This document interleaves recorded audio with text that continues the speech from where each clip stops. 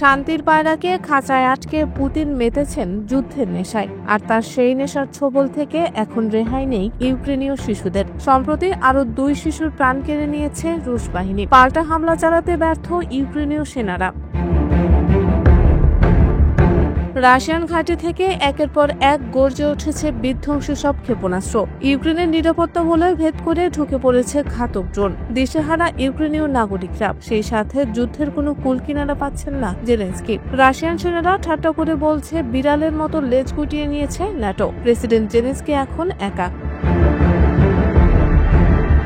রাশিয়ার বিমান ও ক্ষেপণাস্ত্র হামলায় ইউক্রেনের ডনেপোপেট্রোভস্ক, ওডেসা, মাইক্রোলাইভ, জাপোরিঝিয়া অঞ্চল বিপর্যস্ত। এছাড়াও বিভিন্ন শহরের উপকণ্ঠে ব্যালিস্টিক ক্ষেপণাস্ত্র হামলাও চালিয়েছে রাশিয়া। স্থানীয় কর্তৃপক্ষ অনুমান করে এটি ভয়াবহ ইস্কান্দার এম মডেলের ক্লাস্টার হেডেড ক্ষেপণাস্ত্র। রাশিয়ার হামলার জবাবে ইউক্রেনও পাল্টা হামলা চালিয়েছে, যা মোটেও শক্তিশালী নয় বলে দাবি রুশ সৈনিকদের। দেশটির প্রতিরক্ষা মন্ত্রণালয় জানিয়েছে, রাতভর তারা 164টি ইউক্রেনীয় ড্রোন ধ্বংস করেছে, যার মধ্যে 39টি কৃষ্ণ সাগর এবং 26টি ক্রিমিয়ায় ধ্বংস হয়েছে।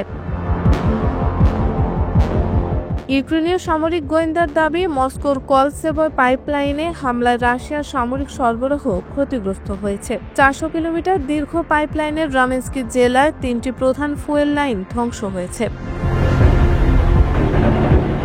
কৃষ্ণ সাগরের উত্তর পূর্ব উপকূলে ইউক্রেনীয় ড্রোন হামলায় টুয়াপস শহর লক্ষ্য করা হয়। স্থানীয় ইউক্রেনীয় সংবাদ মাধ্যম জানিয়েছে, এই হামলায় একটি ট্যাঙ্কার এবং তেল টার্মিনাল ক্ষতিগ্রস্ত হয়েছে।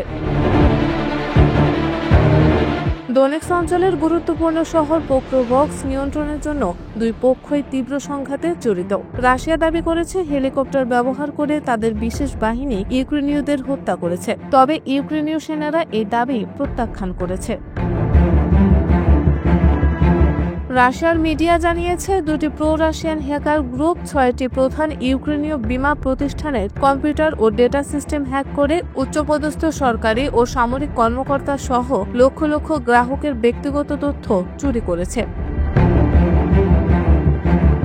এই সংঘাতে সাধারণ মানুষ দৈনন্দিন জীবনে বড় বিপর্যয়ের মুখোমুখি। ইউক্রেন জুড়ে বিদ্যুৎহীনতা, ধ্বংসযজ্ঞ ও আতঙ্ক ছড়িয়ে পড়েছে। রাশিয়া ইউক্রেন যুদ্ধের অবসান না হয়ে তা আরও ভয়ঙ্কর ও দীর্ঘমেয়াদী হয়ে যাচ্ছে।